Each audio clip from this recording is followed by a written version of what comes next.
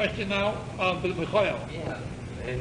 And Parshas Yisro and Shmos, yes? And make it that they can come up. God could if he wished, but he didn't want to. So why? You must understand something. God only brings close to him a being that's worthy of being close to him. So the only being that was worthy of being that close to God at that Matan Torah was Moshe Rabbeinu, nobody else. You get as close to God as you go to God. You get closer to God by doing Torah and mitzvahs and becoming a Yirei Shamayim. God gets closer to you. And when, God forbid, a person goes away from Torah and mitzvahs and he's not a Yirei Shamayim, he goes further and further away from the benefits of God. In terms of not dying or something like that? Yes. So No. Moshe was selected by God to be the one to go home. Yeshua was not yet there. What? Later on it became. Moshe the commandments, and Yeah. he's telling this to Israel. Why does it seem to be stressing the first 10 and not all of them? Well, as a matter of fact, if you will look in next week's Sedra, it starts out the posik with this passage. The vav is and. Rashi tells us when there usually appears these are the ordinances, it means to cut off the prior subject matter. When it says and these, it means to imply this. Just the earlier ones were said at Sinai, also all the rest of the commandments are said at Sinai. In other words, it really is not cut off. We just read a certain portion of the Torah for Parshas Yisro, but it doesn't mean to imply that's all. Well, you can only read so much on a Shabbos. We cut it off into in enough parts and cover the whole 3 years. Oh yes, they misinterpret it. And they don't really realize how bad off they are in their interpretation. Yeah, that's right. Any other questions? I just want to go and tell you one little mimer that I've asked you every year. Perhaps you can remember from last year when I asked you. You recall on Pesach, we sing a song in the Haggadah. It would have been sufficient. If God would have taken us out of Egypt and he had not done this thing or this thing, it would have been sufficient. But it was so much more so if he did all the good things for us.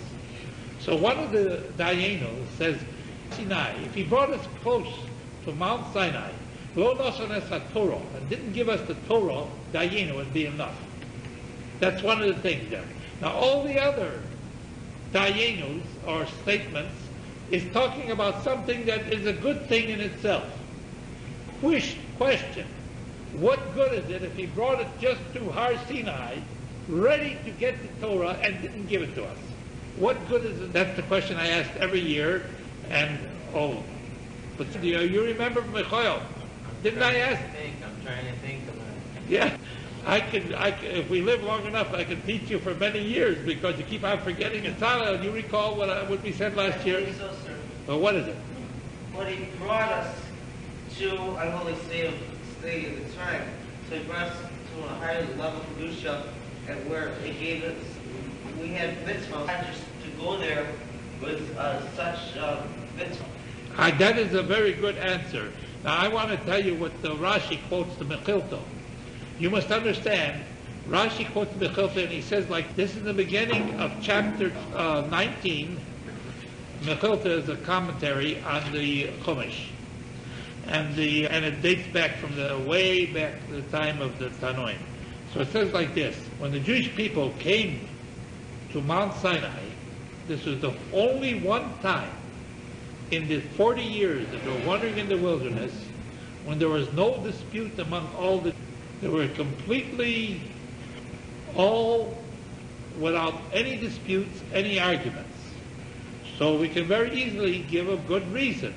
If God brings all the Jews to such a great degree of togetherness and peace among each other, that itself would have been a great, wonderful thing to occur, even if, God forbid, we didn't get to the Torah.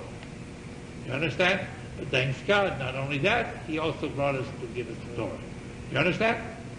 That's what the Mechilta says. He says the one time in 40 years that the actual language of Rashi, I'll quote you just like this. The Rashi says like this. It says like this. Vayichan Shom Yisrael, that's the second posik in chapter 19 in Shemos. And Yisrael encamped there, ki ish echad, like one person, v'lev echad, with one heart, means with one thought. Al Haniot, but all the other encampments, that are umas v'machlokos, they were with all kinds of complaints and disputes. And that's the Mechilti. So anytime when you read the Torah, you'll remember that why is this, what good thing is happening right at this point? They came to Har Sinai. It's something like what you said, that the Jewish people got to a certain degree of spiritual height. Just getting to that degree of spiritual receptiveness, if you will. I asked, what good was there if you bring us to Mount Sinai and don't give us the Torah?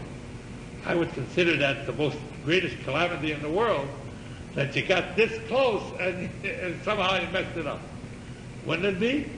Sure. But thanks God, He did give us the Torah. Now it's our responsibility, now that we have it, to live according to it.